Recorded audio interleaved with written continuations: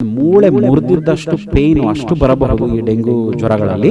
1.5 ಲಕ್ಷದಿಂದ 4.5 ಅಥವಾ 4,10,000 ಈ ತರ ಇರಬಹುದು. ಪಪ್ಪಾಯನೂ ತಗೊಳ್ಳಿ.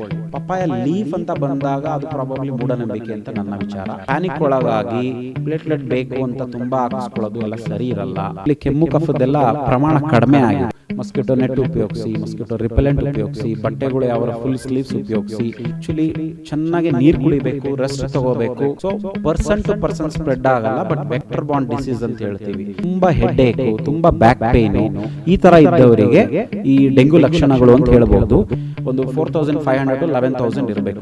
ಅತಿಯಾಗಿ ತಗೋಬಾರದು. Folic acid is very important. ಜೊತೆಲಿ ವಿಟಮಿನ್ B12 ಅಥವಾ ಐರನ್ ಸ್ವಲ್ಪ ಮಟ್ಟಿಗೆ ಬೇಕಷ್ಟೇ. ಮಳೆಗಾಲ ಬಂದ್ರೆ ಸಾಕಷ್ಟು ಕಾಯಿಲೆಗಳು ಕಾಣಿಸಿಕೊಳ್ಳುತ್ತೆ. ಅದರಲ್ಲೂ ಈ ಬಾರಿ ಡೆಂಗ್ಯೂ ಅಬ್ಬರ ಜೋರಾಗಿದೆ ಅಂತಾನೆ ಹೇಳ್ಬೋದು. ಯಾಕಂದ್ರೆ ಜೂನ್ ಜುಲೈಯಲ್ಲಿ ಸಾಕಷ್ಟು ಮಳೆ ಆಗಿತ್ತು, ಹಾಗಾಗಿ ಡೆಂಗ್ಯೂ ಪ್ರಮಾಣ ಕೂಡ ಹೆಚ್ಚಾಗಿದೆ. ಇನ್ನು ಬೆಂಗಳೂರಲ್ಲೇ ನಾವು ಕಂಪೇರ್ ಮಾಡಿದ್ರೆ, ಜೂನ್ಗೆ ಕಂಪೇರ್ ಮಾಡಿದ್ರೆ ಜುಲೈಯಲ್ಲಿ ಇನ್ನೂ ಕೂಡ ಹೆಚ್ಚಾಗಿದೆ.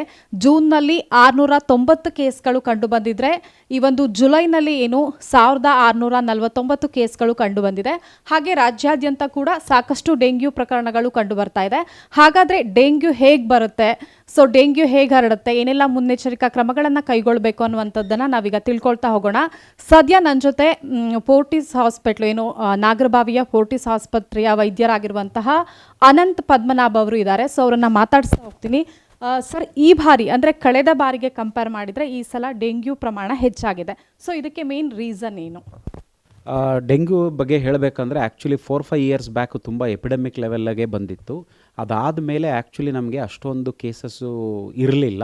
Probably we had seen 3 years ಎಲ್ಲ ಕೋವಿಡ್, ಇಂಡೋರು, ಕ್ಲೆನ್ಲಿನೆಸ್ಸು ಎಲ್ಲ ಇತ್ತಂತ ಕಾಣುತ್ತೆ. ನವೇಡೇಸ್ ಬಿಕಾಸ್ ಆಫ್ ಈ ನೀರು ನಿಂತಿರೋ ಪ್ರಮಾಣ ಹೆಚ್ಚು ಮತ್ತು ಇನ್ಸೆಸೆಂಟ್ ರೈನ್ಸು ತುಂಬ ಯಾವಾಗಲೂ ಬರೋದ್ರಿಂದ ಮಸ್ಕಿಟೋ ಬ್ರೀಡಿಂಗ್ಸ್ ಎಲ್ಲ ಜಾಸ್ತಿ ಆಗಿರೋ ಕಾರಣ ಈ ಏಡಿಸ್ ಈಜಿಪ್ಟಿ ಅನ್ನೋ ಮಸ್ಕಿಟೋಯಿಂದ ಅದು ಬರುತ್ತೆ. ಸೊ ಪ್ರಾಬಬ್ಲಿ ಮಸ್ಕಿಟೋ ಬ್ರೀಡಿಂಗ್ ಜಾಸ್ತಿ ಇದ್ದು ಅದರಿಂದ ಕಡಿತ ಒಳಪಟ್ಟಿದ್ದವರಿಗೆ ಡೆಂಗ್ಯೂ ಪ್ರಮಾಣ ಜಾಸ್ತಿ ಬರ್ತಾ ಇದೆ. ಈಗ ಡೆಂಗ್ಯೂ ಜ್ವರದ ಲಕ್ಷಣಗಳೇನು ಅಂದ್ರೆ ಜನಕ್ಕೆ ಸಡನ್ ಆಗಿ ಗೊತ್ತಾಗಲ್ಲ. ಈಗ ಜ್ವರ ಬಂದಿದೆ ಅಂದ್ರೆ ಕಡಿಮೆ ಆಗುತ್ತೆ ಅನ್ಕೊಂಡ್ಬಿಡ್ತಾರೆ. ಬಟ್ ಡೆಂಗ್ಯೂ ಜ್ವರ ಕಾಣಿಸ್ಕೊಂಡ್ರು 2-3 ಡೇಸ್ ಹಾಗೆ ಇರುತ್ತೆ, ಆಮೇಲೆ ಹೈ ಫೀವರ್ ಬರುತ್ತೆ. ಸೊ ಏನೆಲ್ಲ ಲಕ್ಷಣಗಳಿರುತ್ತೆ ಈ ಟೈಮಲ್ಲಿ? ನಮಗೆ ಜನರಲಿ ನೋಡೋದಾದರೆ ಮೆಜಾರಿಟಿ ಆಫ್ ಈ seasonal diseases for seasonal people ಥರ. ಸೊ ಈ ಸೀಸನಲ್ಲಿ ಜನರಲಿ ಕೆಮ್ಮು ಕಫ ಈ ಥರ ನೋಡ್ತಿರಬಹುದು. ಬಟ್ ಈಗ ನಮಗೆ ಆ್ಯಕ್ಚುಲಿ ಕೆಮ್ಮು ಕಫದೆಲ್ಲ ಪ್ರಮಾಣ ಕಡಿಮೆ ಆಗಿದೆ. ಸೊ ಆ ಕಾರಣ ಜನ ಜ್ವರ ಇದ್ದು ಈವನ್ 3rd ಡೇ ಆದರೂ ಕೆಮ್ಮು ಕಫ ಇಲ್ಲ, ಸೀನು ನೆಗಡಿ ಇಲ್ಲ, ಬಟ್ ತುಂಬ ಸಿವಿಯರ್ ಬಾಡಿ ಪೇಯ್ನು, ತುಂಬ ಹೆಡ್ ಏಕು, ತುಂಬ ಬ್ಯಾಕ್ ಪೇಯ್ನು ಈ ಥರ ಇದ್ದವರಿಗೆ ಈ ಡೆಂಗ್ಯೂ ಲಕ್ಷಣಗಳು ಅಂತ ಹೇಳ್ಬೋದು. ಈವನ್ ನಾವು ಓಲ್ಡ್ ಇದರಲ್ಲೆಲ್ಲ ಬ್ರೇಕ್ ಬೋನ್ ಫೀವರ್ ಅಂತ ಸಹ ಹೇಳ್ತಿದ್ವಿ. ಬಿಕಾಸ್ ಅದು ಸಿವಿಯರ್ ಬ್ಯಾಕ್ ಪೇಯ್ನ್ ಎಷ್ಟಿರುತ್ತೆ ಅಂದರೆ ಮೂಳೆ ಮುರಿದಿದ್ದಷ್ಟು ಪೇಯ್ನು ಅಷ್ಟು ಬರಬಹುದು ಈ ಡೆಂಗ್ಯೂ ಜ್ವರಗಳಲ್ಲಿ. ಇದು ಇನ್ಕ್ಯುಬೇಷನ್ ಪೀರಿಯಡ್ ಜನರಲಿ ಮಸ್ಕಿಟೋ ಬೈಟಿಂದ ಜ್ವರ ಬರೋದ ತನಕ 2 ಡೇಸಿಂದ 7 to 10 ಡೇಸ್ ತನಕನೂ ಇರಬಹುದು. ಆಮೇಲೆ ಲಕ್ಷಣಗಳು ಶುರುವಾಗುತ್ತೆ. ಸೊ ಈ ಲಕ್ಷಣಗಳು ಶುರುವಾದಮೇಲೆ ಜ್ವರ 5 days to 7 ಡೇಸ್ ತನಕನೂ ಇರಬಹುದು. ಈಗ ಡೆಂಗ್ಯೂ ಯಾವುದೋ ಒಂದು ಲಕ್ಷಣಗಳು ಕಾಣಿಸ್ಕೊಳ್ತು ಅಂದರೆ ಏನು ಮಾಡಬೇಕು? ಯಾಕಂದರೆ ಕೆಲವರು ಹತ್ತಿರದ ಕ್ಲಿನಿಕ್ಗೆ ಹೋಗ್ತಾರೆ, ಕೆಲವರು ಮನೇಲಿರೋ ಟ್ಯಾಬ್ಲೆಟ್ಸೇ ತೊಗೊಳ್ತಾರೆ. ಸೊ ಹಾಗಾಗಿ ಏನು ಮಾಡಬೇಕು ಸಾರ್ವಜನಿಕರು? ಯಾವುದೇ ಜ್ವರ ಬರಲಿ ಆ್ಯಕ್ಚುಲಿ ಚೆನ್ನಾಗಿ ನೀರು ಕುಡಿಬೇಕು, ರೆಸ್ಟ್ ತೊಗೋಬೇಕು, paracetamol tablets at the most ತೊಗೋಬೇಕು. ಅದಕ್ಕೆ ಯಾರಿಗೆ ಸೆನ್ಸಿಟಿವ್ ಇಲ್ಲ ಅಂದರೆ ಎಲ್ಲರೂ ತೊಗೋಬೋದು, ತೊಂದರೆ ಏನಿಲ್ಲ. ಅತಿಯಾಗಿ ತೊಗೋಬಾರ್ದು. ಜ್ವರ ಏನಾದರೂ 2-3 ಡೇಸ್ ಆದಮೇಲೂ ಹಾಗೇ ಇದ್ದರೆ, ಅಥವಾ ತುಂಬ ಸಿವಿಯರ್ ಬ್ಯಾಕ್ ಪೇಯ್ನ್ ಇದ್ದರೆ, ತುಂಬ ಸುಸ್ತಿದ್ರೆ, ತುಂಬ ಹೆಡ್ಡೇಕ್ ಇದ್ದರೆ ಮೊದಲನೇ ದಿನವೇ ಬರಬಹುದು. ಸ್ವಲ್ಪ ಜ್ವರ ಇದ್ದು ತುಂಬ ಅಂಥ ಭಯ ಏನೂ ಇರಲಿಲ್ಲ ಅಂತ ಹೇಳಿದ್ರೆ ಪ್ಯಾರಾಸಿಟಮಾಲ್ ತೊಗೊಂಡು ರೆಸ್ಟ್ ತೊಗೊಂಡು ಚೆನ್ನಾಗಿ ನೀರು ಕುಡಿದ್ರೆ ಸಾಕು. 3ನೇ ದಿನ ಆದಮೇಲೂ ಜ್ವರ ಇದ್ದು ಸುಸ್ತೆಲ್ಲ ಇದ್ದರೆ, ವಾಮಿಟಿಂಗು, ಲೂಸ್ ಮೋಷನ್ಸ್ ಇದ್ದರೆ, ತುಂಬ ಬ್ಯಾಕ್ ಪೇಯ್ನ್ಸ್ ಎಲ್ಲ ಇದ್ದರೆ ಬಂದು ಡಾಕ್ಟರ್ ಸಲಹೆ ತೊಗೊಳ್ಳೋದು ಭಾಳ ಒಳ್ಳೆಯದು. ಸರ್, ಒಬ್ಬರಿಂದ ಒಬ್ರಿಗೆ ಹರಡುತ್ತಾ ಹೇಗೆ? ಜನರಲಿ ನಾ ಹೇಳ್ದಂಗೆ ಇದು ವೆಕ್ಟರ್ ಬಾಂಡ್ ಡಿಸೀಸ್ ಅಂತ ಹೇಳ್ತೀವಿ. ಅಂದರೆ ನಮ್ಮಲ್ಲಿ ಈ ಡೆಂಗ್ಯೂ ವೈರಸ್ ಅದು 4 ಟೈಪ್ ಇರುತ್ತೆ. ಆ್ಯಕ್ಚುಲಿ 4 ಸೀರೋ ಟೈಪ್ಸ್ ಅಂತ, ಡೆಂಗ್ಯೂ 1, 2, 3, 4 ಅಂತ ಹೇಳ್ತೀವಿ. ಸೊ ಮೋಸ್ಟ್ ಕಾಮನ್ 1 to 3 ಇರುತ್ತೆ, 4th ಜನರಲಿ ಅಷ್ಟಿರಲ್ಲ. ಸೊ ಅದು ಮಸ್ಕಿಟೋ ಬೈಟಿಂದ ಬರುತ್ತೆ, ನಮ್ಮ ದೇಹದಲ್ಲಿದ್ದು ಬ್ಲಡ್ಡಲ್ಲಿ ಹೋಗಿ ಎಲ್ಲ ಕಡೆ ಹರಡಿ ಅದ್ರ ಲಕ್ಷಣಗಳೆಲ್ಲ ಬರುತ್ತೆ. ಸೊ ಈ ಯಾರಿಗೆ ಡೆಂಗ್ಯೂ ಲಕ್ಷಣಗಳಿರುತ್ತೆ ಅವ್ರದ್ದು ಮಸ್ಕಿಟೋ ಏನಾದರೂ ಬೈಟ್ ಆಗಿ ಅದು ಬೇರೆಯವ್ರಿಗೆ ಬೈಟ್ ಮಾಡಿದ್ರೆ ಬರುತ್ತೆ. So person to person spread ಆಗಲ್ಲ, ಬಟ್ ವೆಕ್ಟರ್ ಬಾಂಡ್ ಡಿಸೀಸ್ ಅಂತ ಹೇಳ್ತೀವಿ. ಈ ಒಂದು ಸೊಳ್ಳೆ ಮಾಧ್ಯಮ ಒಂಥರ ಅದು, ಅದರಿಂದ ಬೇರೆಯವ್ರಿಗೆ ಸ್ಪ್ರೆಡ್ ಆಗುತ್ತೆ. ಸೊ ಇಂಡೈರೆಕ್ಟ್ಲಿ ಪರ್ಸನ್ ಟು ಪರ್ಸನ್ನೇ ಸ್ಪ್ರೆಡ್ ಆಗೋದು. ಈಗ ಪ್ಲೇಟ್ಲೆಟ್ ಕಡಿಮೆ ಆಗುತ್ತೆ, ಸೊ ಎಷ್ಟು ಕಡಿಮೆ ಆಗಬಾರ್ದು ಅಂದರೆ ಅದು ಒಂದು ಸ್ಟ್ಯಾಟಿಸ್ಟಿಕ್ಸ್ ಇರುತ್ತಲ್ಲ, ಈಗ ಅದಕ್ಕಿಂತ ಡೌನ್ ಆದರೆ ಆ ಪೇಷಂಟ್ ಸಿವಿಯರ್ ಆಗ್ತಾರೆ ಅಂತ, ಸೊ ಎಷ್ಟು ಇರಬೇಕು? ನಾನು ಆವಾಗಲೇ ಹೇಳ್ದಂಗೆ ನೀವು ಡೆಂಗ್ಯೂ ಜ್ವರದಲ್ಲಿ 3ನೇ ದಿನವೂ ಫೀವರ್ ಇದ್ದರೆ ಬಂದು ಚೆಕ್ ಮಾಡಿಸ್ಕೋಬೇಕು. ಬಿಕಾಸ್ ಜನ ತುಂಬ ಪ್ಯಾನಿಕ್ ಆಗಿ ಡೇ ಒನ್ನೇ ನನಗೆ ಈಗ ಎಲ್ಲ ಡೆಂಗು ಕಾಮನ್ ಇದೆ, ಡೆಂಗು ಟೆಸ್ಟ್ ಮಾಡಿ ಅಂತೆಲ್ಲ ಹೇಳಬಹುದು. ಜನರಲಿ ಹೈ ಗ್ರೇಡ್ 103, 104, 105 ಜ್ವರ ಇದ್ರೂ ಸಹ ಮೊದಲನೇ ದಿನದಲ್ಲಿ ಎಲ್ಲ ಟೆಸ್ಟು ಸಹ ನಾರ್ಮಲ್ ಬರಬಹುದು. ಆ ಕಾರಣ always we advise check for test only after 3rd day of fever ಜನ ಇನ್ನೂ ಹಾಗೇ ಇದ್ದರೆ ಆವಾಗ ನಾವು ಈ ಪ್ಲೇಟ್ಲೆಟ್ಸ್ ಆಗಲಿ ಡೆಂಗ್ಯೂ ಟೆಸ್ಟ್ ಆಗಲಿ ಮಾಡ್ತೇವೆ. So many times dengue positive ಬರ್ಬೋದು, ನೆಗೆಟಿವ್ ಬರ್ಬೋದು, ಬಟ್ ಲಕ್ಷಣಗಳು ಡೆಂಗ್ಯೂ ಥರನೇ ಇರುತ್ತೆ. ಆವಾಗ ನಾವು ಬ್ಲಡ್ಡಲ್ಲಿ ಚೆಕ್ ಮಾಡಿದಾಗ ಪ್ಲೇಟ್ಲೆಟ್ಸು ಕಡಿಮೆ ಇರುತ್ತೆ. ಪ್ಲೇಟ್ಲೆಟ್ಸು ಮತ್ತು ಇನ್ನೊಂದು ಬಿಳಿ ರಕ್ತ ಕಣವು WBCs ಅಂತ ಹೇಳ್ತೀವಿ, ಅದು ಜನರಲಿ ನಮಗೆ ಒಂದು 4500 to 11000 ಇರಬೇಕು. ಅದು 4500ಗಿಂತ ಕಡಿಮೆ ಇರುತ್ತೆ, ಜನರಲಿ ಒಂದು 3000 ಆಗ್ಬೋದು. ಅದೇ ರೀತಿ ಪ್ಲೇಟ್ಲೆಟ್ಸು 1.5 ಲಕ್ಷದಿಂದ 4.5 ಅಥವಾ 4,10,000 ಈ ಥರ ಇರಬಹುದು. ಜನರಲಿ ಎಲ್ಲರಿಗೂ ಒಂದು 2-2.5 ಲಕ್ಷ ಎಲ್ಲ ಇರುತ್ತೆ. ಯಾವಾಗ ಇದು 1.5 ಲಕ್ಷದಿಂದ ಕಡಿಮೆ, ಮೆಜಾರಿಟಿಲಿ 1 ಲಕ್ಷದಿಂದ ಕಡಿಮೆ ಆಗುತ್ತೆ, ಆವಾಗ ನಾವು ಇದನ್ನು ಡೆಂಗ್ಯೂ ಲಕ್ಷಣಗಳು ಡೆಂಗ್ಯೂಯಿಂದ ಬಂದಿರಬಹುದು ಅಂತ ಕನ್ಸಿಡರ್ ಮಾಡ್ತೇವೆ. ತುಂಬ ಕಡೆ ಎಲ್ಲ ಪ್ಲೇಟ್ಲೆಟ್ಸ್ ಕಡಿಮೆ, ಈವನ್ ಲೆಸ್ ದ್ಯಾನ್ 50 ಬಂದ್ರೂ platelet transfusions, it's A blood product, it's very precious. So ಅದರಿಂದ ಇನ್ಅಡ್ವರ್ಟೆಂಟ್ ಎಕ್ಸೆಸ್ ಯೂಸಿಂದನೂ ದೇಹಕ್ಕೆ ಹಾನಿ ಆಗುತ್ತೆ.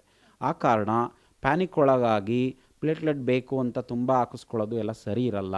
ಒಂದು ಗೈಡ್ಲೈನ್ಸ್ ಇರಬೇಕು. ಅದರ್ವೈಸ್ ಪ್ಲೇಟ್ಲೆಟ್ 15,000 ಇರ್ಬೋದು, ಬಟ್ ಬ್ಲೀಡಿಂಗ್ ಲಕ್ಷಣಗಳಿದ್ದರೆ, ಅದು ಪೆಟೇಕಿಯಲ್ ಹೆಮೊರೇಜಸ್ ಅಂತ ಹೇಳ್ತೀವಿ, ಸ್ಕಿನ್ನಲ್ಲಿ ರ್ಯಾಷಸ್ ಬರ್ಬೋದು, ಬ್ರಷ್ ಮಾಡಿದ್ರೆ ಓರಲ್ ಬ್ಲೀಡ್ ಬರ್ಬೋದು, ಯೂರಿನಲ್ಲಿ ಹೋಗ್ಬೋದು, ಮೋಷನ್ಸಲ್ಲಿ ಹೋಗ್ಬೋದು. ಈ ಥರದ್ದೆಲ್ಲ ಲಕ್ಷಣಗಳಿದ್ದರೆ ಪ್ಲೇಟ್ಲೆಟ್ ಕೌಂಟ್ಸು ಲೆಸ್ ದ್ಯಾನ್ 20-15 ಇದ್ರೂ ಸಹ ಹಾಕ್ತೀವಿ. ಸೋ ಮೆನಿ ಟೈಮ್ಸ್ 10 ಬಿಲೋ 10 ಇದ್ದು ಪೇಷಂಟ್ಸ್ಗೆ ಯಾವ ಬ್ಲೀಡಿಂಗ್ ಲಕ್ಷಣಗಳು ಇಲ್ಲದೇನೆ BP ಎಲ್ಲ ಸ್ಟೇಬಲ್ ಇದ್ದು, ಆ ಟೈಮಲ್ಲಿ ಮೆಜಾರಿಟಿ ಆಫ್ ದ ಟೈಮ್ಸ್ ನಾವು ಅವರಿಗೂ ಸಹ ಪ್ಲೇಟ್ಲೆಟ್ ಟ್ರಾನ್ಸ್ಫ್ಯೂಷನ್ಸು ಸಹ ಹಾಕೋಲ್ಲ. ಸರ್, ಜೊತೆಗೆ ಪಪಾಯ ಎಲೆ ತಿನ್ನಬೇಕು ಅಥವಾ ಪಪಾಯ ಜ್ಯೂಸ್ ಕುಡಿಬೇಕು ಅಂತ ಹೇಳ್ತಾರೆ, ಹೌದಾ ಹೇಗೆ? ಪ್ಲೇಟ್ಲೆಟ್ಸು ಈಗ ಏನಕ್ಕೆ ಕಡಿಮೆ ಆಗುತ್ತೆ ದೇಹದಲ್ಲಿ ಸೈಂಟಿಫಿಕಲಿ ನೋಡಿದ್ರೆ, ಈ ವೈರಸ್ಗೆ ಅಟ್ಯಾಕ್ ಮಾಡೋದಕ್ಕೆ ಬಾಡಿಲಿ ಆ್ಯಂಟಿಬಾಡಿ ಡೆವಲಪ್ ಆಗುತ್ತೆ, ವೈರಸ್ನ ಕಿಲ್ ಮಾಡುತ್ತೆ. ಬಟ್ ಸಮ್ಟೈಮ್ ಸೇಮ್ ಆ್ಯಂಟಿಬಾಡೀಸ್ ಹೋಗ್ಬಿಟ್ಟು ನಮ್ಮ ಪ್ಲೇಟ್ಲೆಟ್ಸ್ ಮೇಲೆ ಸಿಮಿಲ್ಯಾರಿಟಿ ಇರೋ ಕಾರಣ ಅಟ್ಯಾಕ್ ಮಾಡಿಬಿಟ್ಟು ಅದನ್ನು ಸಾಯಿಸ್ತಾ ಇರೋದು. ಜನರಲಿ ನಮ್ಮ ದೇಹದಲ್ಲಿ ಬೋನ್ ಮ್ಯಾರೋಯಿಂದ ಪ್ಲೇಟ್ಲೆಟ್ಸ್ ಮೆಗಾ ಕ್ಯಾರಿಯೋಸೈಟ್ಸ್ ಅಂತೇಳಿ ಅದರಿಂದ ಮೆಚ್ಯೂರ್ ಆಗಿ ಬ್ಲಡ್ಗೆ ಬರುತ್ತೆ ಪ್ಲೇಟ್ಲೆಟ್ಸ್. ಒಂದು ಸಲ ಬಂದ ಮೇಲೆ ಅದರದ್ದು life in the blood is 7 days ಇರುತ್ತೆ. ಸೊ ಈ ಡೆಂಗು ಕಾಯಿಲೆಗಳಲ್ಲಿ ಈ ಪ್ಲೇಟ್ಲೆಟ್ಸ್ನ ಈ ಆ್ಯಂಟಿಬಾಡೀಸು ಪ್ಲೇಟ್ಲೆಟ್ ಅಟ್ಯಾಕ್ ಮಾಡ್ತಿರುತ್ತೆ. ಆವಾಗ ಆ ಪ್ಲೇಟ್ಲೆಟ್ ಲೈಫ್ ಸೈಕಲ್ ಕಡಿಮೆ ಆಗುತ್ತೆ. ಅದು 3 ದಿನ ಇರ್ಬೋದು, 4 ದಿನ ಇರ್ಬೋದು, 5 ದಿನ ಇರ್ಬೋದು. ಆವಾಗ there is A faster destruction, production ಕಡಿಮೆ ಆಗುತ್ತೆ, ಡಿಸ್ಟ್ರಕ್ಷನ್ ಬೇಗ ಆಗುತ್ತೆ, ಅದಕ್ಕೆ ನಮಗೆ ಪ್ಲೇಟ್ಲೆಟ್ಸ್ ಕಡಿಮೆ ಇರುತ್ತೆ. ಸೊ ಈ ಬೇಸ್ಡ್ ಆನ್ ದಿಸ್ ಥಿಯರಿ ನಮಗೆ ಒಂದು ಪ್ಲೇಟ್ಲೆಟ್ ಪ್ರೊಡಕ್ಷನ್ಸ್ ಜಾಸ್ತಿ ಆಗಬೇಕಂದ್ರೆ folic acid is very important. ಜೊತೆಲಿ ವಿಟಮಿನ್ B12 ಅಥವಾ ಐರನ್ನು ಸ್ವಲ್ಪ ಮಟ್ಟಿಗೆ ಬೇಕಷ್ಟೇ. ನಮಗೆ ಪ್ರೊಡಕ್ಷನ್ ಜಾಸ್ತಿ ಮಾಡೋದಕ್ಕೋಸ್ಕರ folic acid and other nutrients ಬೇಕು. ಆ ಒಂದು ಬೇಸಿಸ್ಸಿಂದ ಎಲ್ಲ ಅವರು ಈಗ ಅದು ತಿಂದರೆ ಜಾಸ್ತಿ ಒಳ್ಳೆಯದು, ಇದು ತಿಂದರೆ ಜಾಸ್ತಿ ಅಂತ ಬರುತ್ತೆ. ನಾವೆಲ್ಲ ಕಾಮನಾಗಿ ಕೇಳೋದು ಪಪಾಯ ಲೀಫು ಅಥವಾ ಪಪಾಯ ಅಥವಾ kiwi fruits. Okay, so what I personally suggest ಅಂದರೆ 3 phases ಇರುತ್ತೆ ಡೆಂಗ್ಯೂಲಿ. ಒಂದು ಡಿಹೈಡ್ರೇಷನ್ ಫೇಸು, ಇನ್ನೊಂದು ನಾರ್ಮಲ್ ಹೈಡ್ರೇಷನ್ ಫೇಸು, ಇನ್ನೊಂದು ಹೈಪರ್ ಹೈಡ್ರೇಷನ್ ಫೇಸ್ ಇರಬಹುದು. Dehydration initially high grade fever ಇರುತ್ತೆ, ಅಡಿಕ್ವೇಟ್ ಫ್ಲೂಯಿಡ್ಸ್ ತೊಗೋಬೇಕು, ನೀರು, ಎಳ್ನೀರು, ಜ್ಯೂಸು, ಯಾವುದೇ ಫ್ರೂಟ್ಸ್ ಆಗಲಿ ತೊಗೊಂಡ್ರೆ ಓಕೆ. ನಮ್ಮಲ್ಲಿ IV ಫ್ಲೂಯಿಡ್ಸು ಇದನ್ನೆಲ್ಲ ಕೊಡ್ತಿರ್ತೀವಿ. ನೆಕ್ಸ್ಟ್ ನಾರ್ಮಲ್ ಹೈಡ್ರೇಷನ್ ಫೇಸ್ ಬಂದಾಗ ಮಾಮೂಲಿ ನಾವು ಎಕ್ಸೆಸ್ ಆಫ್ IV ಫ್ಲೂಯಿಡ್ಸ್ ಎಲ್ಲ ಅವಾಯ್ಡ್ ಮಾಡ್ತೀವಿ. Normal water intake with juice of any types of fruits ಎಲ್ಲ ತೊಗೊಳಕ್ಕೆ ಹೇಳ್ತೀವಿ. 3rd ಫೇಸಲ್ಲಿ ಒಂದೊಂದು ಸಲ ಬಾಡಿಲಿ ಎಕ್ಸೆಸ್ ಫ್ಲೂಯಿಡ್ ಆಗಿ ತೊಂದರೆನೂ ಆಗೋ ಚಾನ್ಸಸ್ ಇರುತ್ತೆ. ಸೊ ನಮ್ಮಿಂದ ಆವಾಗ IV ಫ್ಲೂಯಿಡ್ಸ್ ಎಲ್ಲ ಕೊಡಲ್ಲ. ಎಕ್ಸೆಸಿವ್ ಆಗಿ ಫ್ರೂಟ್ ಜ್ಯೂಸಸ್ಸು ಅಥವಾ ವಾಟರ್ ಇಂಟೇಕು ತೊಗೋಬಾರ್ದು, ನಾರ್ಮಲ್ ತೊಗೊಳ್ಳಿ ಅಂತ ಹೇಳಬಹುದು. ಈ ರೀತಿ ಫೇಸಸ್ ಇರುತ್ತೆ. ಆದ್ದರಿಂದ ಯಾವುದೇ ಫ್ರೂಟ್ಸು, ವೆಜಿಟೇಬಲ್ಸು ಏನು ಇದ್ರೂ with supplements more of folic acid, folate and vitamin B12 ಅದನ್ನು ರೆಕಮೆಂಡ್ ಮಾಡ್ತೀವಿ. ಆ ಕಾರಣ ಎನಿ ಫ್ರೂಟ್ಸು, ಬನಾನಾ ಆ್ಯಂಡ್ ಆ ಟೈಮಲ್ಲಿ ಈಸಿಲಿ ಡೈಜೆಸ್ಟ್ ಆಗಬೇಕು ಫುಡ್ಡು. ಆ ಕಾರಣ ಈ ಬನಾನಾ ಆಗ್ಬೋದು, ಸೂಪ್ ಆಗಿರ್ಬೋದು, fruits, fruit juices in general ಎಲ್ಲರಿಗೂ ಹೇಳ್ತೀವಿ. Kiwi fruits may contain little more folic acid, that's why it is okay to take. We encourage, no problem, ಅದರಿಂದ ತಪ್ಪೇನಾಗಲ್ಲ. ಪಪ್ಪಾಯನೂ ತಗೊಳ್ಳಿ. ಪಪ್ಪಾಯ ಲೀಫ್ ಅಂತ ಬಂದಾಗ ಅದು ಪ್ರಾಬಬ್ಲಿ ಮೂಢನಂಬಿಕೆ ಅಂತ ನನ್ನ ವಿಚಾರ. ಅದರಿಂದ ಹೊಟ್ಟೆ ನೋವು ಬರ್ಬೋದು, ಲೂಸ್ ಮೋಷನ್ಸ್ ಬರ್ಬೋದು. ಬಿಕಾಸ್ ಹೊಟ್ಟೆ ನೋವು ಆಲ್ರೆಡಿ ಡೆಂಗ್ಯೂಯಿಂದ ಇರುತ್ತೆ. ನಮ್ಗೆ ಗಾಲ್ ಬ್ಲಾಡರ್ ಇನ್ಫಾರ್ಮೇಷನ್ ಆಗಿ ಹೊಟ್ಟೆಲೆಲ್ಲ ನೀರು ತುಂಬಿರುತ್ತೆ, ಅದರಿಂದನೇ ಹೊಟ್ಟೆ ನೋವು ಲೂಸ್ ಮೋಷನ್ಸು ಇರುತ್ತೆ. ಅಂಥದ್ರಲ್ಲಿ ಪಪ್ಪಾಯ ಲೀಫ್ ಇದನ್ನು ತೊಗೊಂಡ್ರೆ ಹೊಟ್ಟೆ ನೋವು ಜಾಸ್ತಿ ಆಗ್ಬೋದು, ಲೂಸ್ ಮೋಷನ್ಸ್ ಆಗ್ಬೋದು. ಕಂಟಾಮಿನೆಂಟ್ ಇದ್ದರೆ ಅದರಿಂದ ಬೇರೆ ಕಾಯಿಲೆನೂ ಬರ್ಬೋದು. ಸೊ ಪಪ್ಪಾಯ ಲೀಫ್ ಅಂತೂ ಹೇಳಲ್ಲ. For all general purpose all fruits are good. ಈಗ ಶಾರ್ಟ್ ಆಗಿ ಹೇಳೋದಾದ್ರೆ ಏನೆಲ್ಲ ಮುಂಜಾಗ್ರತಾ ಕ್ರಮಗಳನ್ನು ಕೈಗೊಳ್ಬೋದು ಡೆಂಗ್ಯೂ ಬರಬಾರ್ದು ಅಂತ? ಮಾನ್ಸೂನ್ ನಿಮಗೆ ಗೊತ್ತೇ ಇದೆ. ಸೊ ಆ ಕಾರಣ ಮಸ್ಕಿಟೋ ಬೈಟ್ಸ್ ಅವಾಯ್ಡ್ ಮಾಡೋದಕ್ಕೆ ಏನೇನು ಮುಂಜಾಗ್ರತೆ ತೊಗೋಬೇಕು ಎಲ್ಲ ಮಾಡಬೇಕು. ಮಸ್ಕಿಟೋನೇ ಇರಬಾರ್ದು ಅಂದರೆ ಈ ಎಡಿಸ್ ಈಜಿಪ್ಟೈ ಸಂಜೆ ಹೊತ್ತು ಮೂಲೆಯಲ್ಲೆಲ್ಲ ಕಡಿಯೋ ಅಂಥದ್ದು, ನೀರು ನಿಲ್ದಂಗೆ ನೋಡ್ಕೋಬೇಕು. ಮನೆ ಸುತ್ತಮುತ್ತ ಯಾವುದೇ ಎಲ್ಲ ಗೊತ್ತಿರುತ್ತೆ, ಪಾಟ್ಸ್ ಇರ್ಬೋದು, ಈ ಚಿಪ್ ಇರ್ಬೋದು, ಅಥವಾ ಹಳ್ಳ ಕೊಳ್ಳಗಳಿರ್ಬೋದು, ಎಲ್ಲ ಮುಚ್ಚಿಬಿಡಿ. ಓಕೆ. ನೆಕ್ಸ್ಟು ನಮ್ಮ ಪರ್ಸನಲ್ ಪ್ರೊಟೆಕ್ಷನ್ ತೊಗೋಬೇಕು. ಮಸ್ಕಿಟೋ ನೆಟ್ ಉಪಯೋಗಿಸಿ, ಮಸ್ಕಿಟೋ ರಿಪೆಲೆಂಟ್ ಉಪಯೋಗಿಸಿ, ಬಟ್ಟೆಗಳು ಯಾವ ಫುಲ್ ಸ್ಲೀವ್ಸ್ ಉಪಯೋಗಿಸಿ. ಆ್ಯಂಡ್ ಈ ಮಸ್ಕಿಟೋ ಬ್ರೀಡಿಂಗ್ ಎಲ್ಲಿ ಜಾಸ್ತಿ ಇರುತ್ತೆ ಅಲ್ಲೆಲ್ಲ ಹೋಗಬಾರ್ದು. ಡ್ರೈನೇಜ್ ಎಲ್ಲ ಇದ್ದರೆ ಕವರ್ ಮಾಡಿರಬೇಕು.